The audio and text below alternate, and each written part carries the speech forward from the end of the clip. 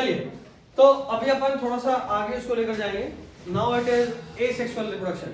ठीक है, जैसा कि हम लोग जानते हैं, पढ़ भी चुके हैं, रिप्रोडक्शन दो तरह का था, सेक्सुअल और एसेक्सुअल। अगर यूनिपेरेंटल है तो एसेक्सुअल, बाई पेरेंटल है तो बाई पेरेंटल का मतलब दो पेरेंट, माँ बाप।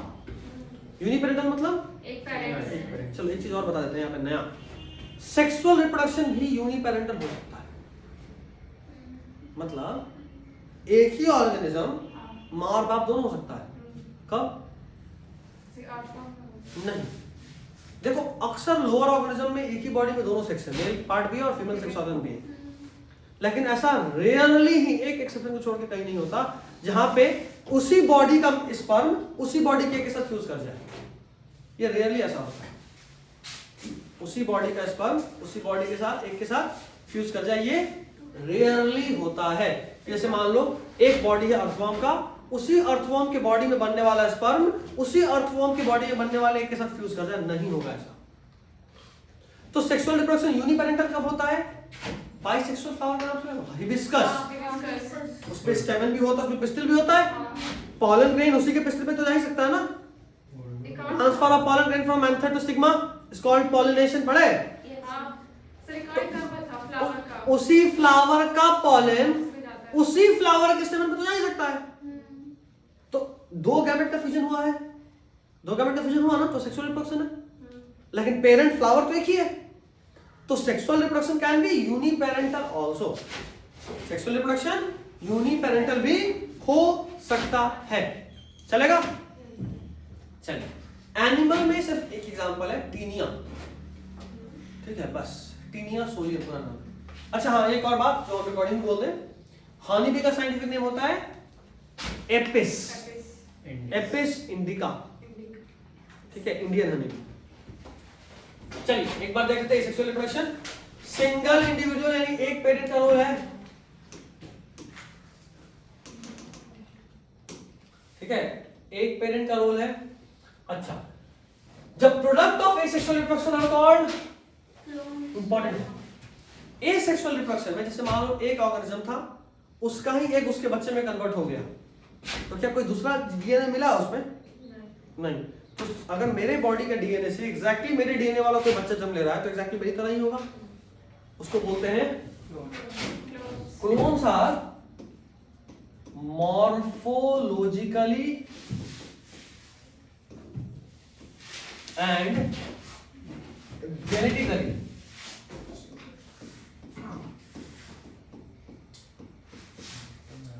Similar organisms.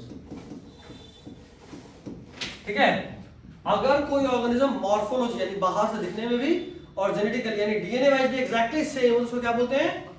क्लोन। क्या बोलते हैं? क्लोन। अच्छा, ये याद रखिएगा, एसेक्सुअल रिप्रोडक्शन का जो प्रोडक्ट होता है उसको बोलते हैं क्लोन, क्योंकि वो अपने पेरेंट की तरह सेम टू सेम होता है। ठीक है, अच्छा आगे, हाँ देखो लिखा तो है, हफ्ते में लिख दी है ना, morphologically and genetically similar individuals are called clones. अच्छा, asexual reproduction commonly single celled organism और प्लांट में होता है, और एनिमल में भी कई बार होता है जिसका सिंपल ऑर्गेनाइजेशन हो, यानी बहुत कॉम्प्लेक्स बॉडी नहीं हो, टिश्यू विश्यू तक हो, ऑर्गन सिस्टम बहुत ज्यादा नहीं। जैसे हमारी बॉडी बहुत कॉम्प्लेक्स है, बहुत तरह के सेल्स हैं, वैसे ऑर्गेनिज्म तो थोड़ा सिंपल हो, उनमें ये हो सकता है सेक्सुअल रिप्रोडक्शन। ठीक है, अब आपको ये सारे टाइप्स रटे होने चाहिए। इस चैप्टर का सबसे इंपॉर्टेंट पार्ट में ये एक है, 3-4 इंपॉर्टेंट पार्ट में से ये सबसे टॉप पे है। एग्जांपल, बाइनरी फिजन किसमें किसमें होता है? बाइनरी फिजन में क्या होता है, एक ऑर्गेनिज्म, बाइनरी का मतलब होता है दो, डिवाइड करके दो सेल में कन्वर्ट हो जाए। एक ऑर्गेनिज्म कितने में होगा? दो। ये सेम साइज का होगा दोनों, एक बड़ा एक छोटा नहीं होगा, इसको बोलेंगे बाइनरी फिजन, एक से दो बना। एक होता है मल्टीपल फिजन, लिखे हैं? नहीं लिखे। कहते हैं चलो, मल्टीपल फिजन, जब आपको इसका नोट्स मिल जाएगा, जो कि मोस्ट प्रॉब्ली हम कल तक मिल जाएंगे, चैप्टर वाइज दे देंगे, फालतू में इतना लंबा एक साथ करने में समय लग जाएगा तो और देर होगा। हम चैप्टर वाइज ही देते चले जाएंगे जो पढ़ाने वाले हैं, ठीक है, प्रिंट करा करा के। तो उससे क्या होगा कि तुम लोग अपना उसमें लिख के ये सब चीज जो है ना एक्स्ट्रा नोट कर लेना, इंपॉर्टेंट है। मल्टीपल फिजन में एक सेल से एक से अधिक सेल्स बनते हैं, एक सेल से एक से ज्यादा सेल जब बनता है उसको क्या बोलते हैं? Multiple fission. एक सेल से दो सेल बनता है तो क्या बोलते हैं? Binary fission. चलिए अगला बॉडी। बॉडी में क्या होता है? ऐसा एक है ईस्ट, इसके ऊपर ऐसे ग्रो करेगा, एक के ऊपर एक, ये क्या है? बडिंग, एक के ऊपर एक ग्रो करना। कई बार जैसे ब्रायोफिल्म, ये देखो ब्रायोफिल्म एक प्लांट है,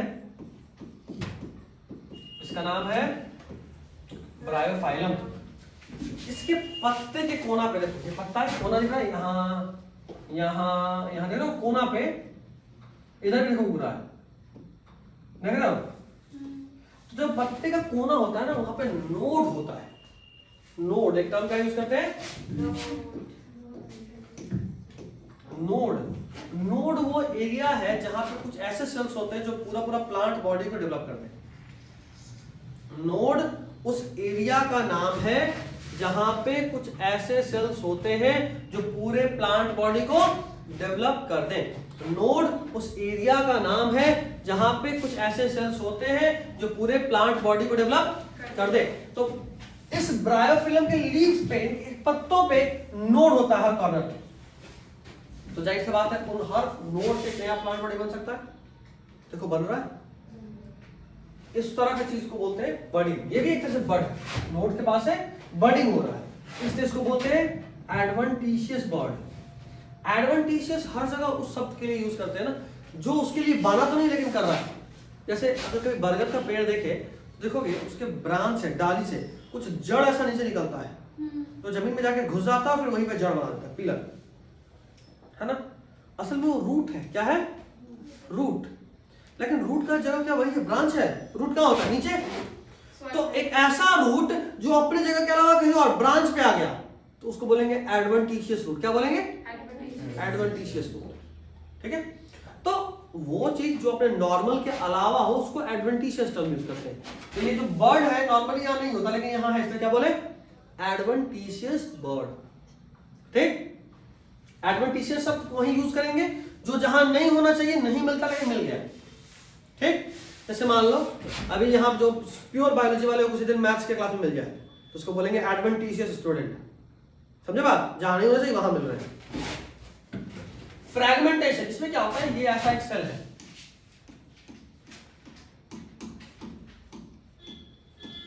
इनका क्या ना, एक दिन मूड खराब हुआ, टूट गया, यहां से एक सेल ये बना दिया, ऐसा होता है। तो हाइड्रा में ये भी होता है कि फ्रैगमेंटेशन हो गया, टूट गया। स्पाइरोगाइडा में भी होता है। ठीक है, अब देखो दो टर्म यूज करते हैं, एक था एसेक्सुअल रिप्रोडक्शन और एक और शब्द है वेजिटेटिव प्रोपेगेशन। सुने हो नाम, कितने पढ़े होगे?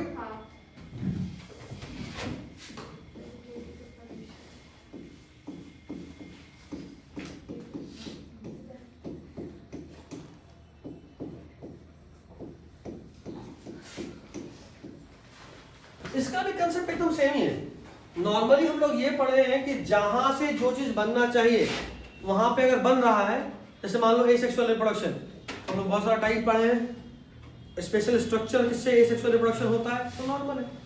कभी अगर ऐसा हो कि बॉडी के किसी वेजिटेटिव पार्ट से, वेजिटेटिव यानी सोमैटिक, हम लोग पढ़ते हैं दो तरह का सेल होता है, जर्म सेल्स और सोमैटिक सेल। जर्म सेल जो मियोसिस करके गैमेट बनाएगा और सोमैटिक सेल बाकी सब नॉर्मल सेल होता है जिसमें माइटोसिस होता है। उसी को वेजिटेटिव सेल भी बोलते हैं। जो सेल रिप्रोड्यूस नहीं करे उसको वेजिटेटिव सेल भी बोलते हैं। तो अगर मान लो प्लांट का कोई वेजिटेटिव पार्ट से रिप्रोडक्शन हो जाए, जैसे गुलाब है, किसी के यहां लगाया कोई गुलाब? क्या बात है। अगर मान लो किसी को जिस कलर का गुलाब है, लाल, पीला, हरा, ब्लू, काला,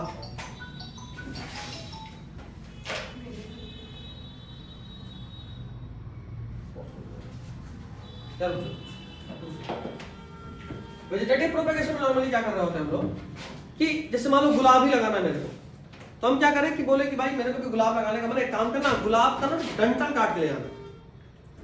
गुलाब का अगर स्टेम आप कहीं लगा दोगे उससे भी गुलाब का पेड़ उग जाता है। स्टेम का काम रिप्रोडक्शन था क्या? नहीं, लेकिन ये प्लांट का वेजिटेटिव पार्ट है जो रिप्रोडक्शन में भी यूज हो जा रहा है, and that is why asexual तो है ही ना, दो गैमेट का फ्यूजन तो नहीं हो रहा। तो ये एसेक्सुअल रिप्रोडक्शन का वो टाइप है जहां पे वेजिटेटिव सेल को यूज करके प्लांट को रिप्रोड्यूस करना है, उसको बोलते हैं वेजिटेटिव प्रोपेगेशन।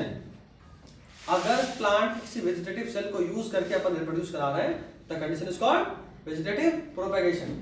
एग्जांपल देख लो। अच्छा, अब कुछ रिप्रोडक्टिव स्ट्रक्चर्स का याद करो, याद रखना है। जूस्पोर होता है फंगस और एल्गी में, कोनिडिया पेनिसिलियम होता है, इसका डायग्राम इंपॉर्टेंट है, इसका डायग्राम इंपॉर्टेंट है। कुछ ऐसा होता है, ये कैसे ब्रांच होगा, उसके ऊपर सब ब्रांच होगा।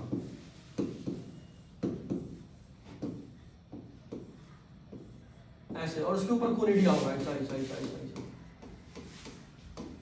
नहीं, झाड़ू की तरह नहीं लग रहा, ऐसा पकड़ के झाड़ू बाहर दिए लग रहा है। अरे बोल हाँ ना, नहीं लग रहा, ऐसा होता है। तो झाड़ू लगा घर में, चलो कुछ तो काम कर ही लेते हो, हमको नकारों से ये उम्मीद नहीं था।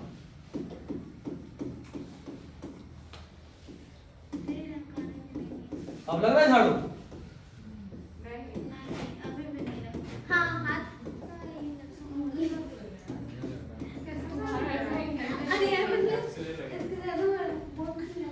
अबे इंसान है, चुड़ैल नहीं है। अरे तो बोन्स नहीं है, वही तो कह रहे, इंसान का ना बोन्स देख रहे हो, चुड़ैल का थोड़ी देखना है। ये झाड़ू लग रहा है,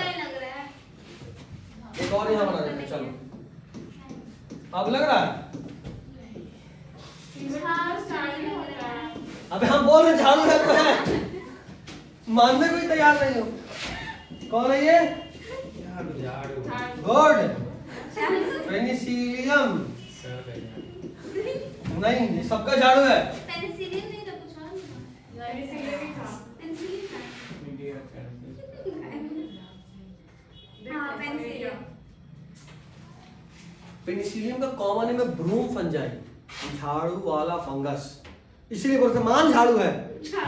ठीक है, ये झाड़ू की तरह दिखता है, इसीलिए इसको ब्रूम फंगस भी बोलते हैं। तो ये मजाक नहीं था, काम का बात था। ठीक है। अच्छा, पेनिसिलियम सुन के मेरे को याद आ गया, पहला एंटीबायोटिक इसका नाम था पेनिसिलिन, इसी फंगस से बनाए थे। पहला एंटीबायोटिक का नाम क्या था? पेनिसिलिन। उसको बनाए थे जिस फंगस से, उसका नाम है पेनिसिलियम नोटेटम, पूरा नाम है।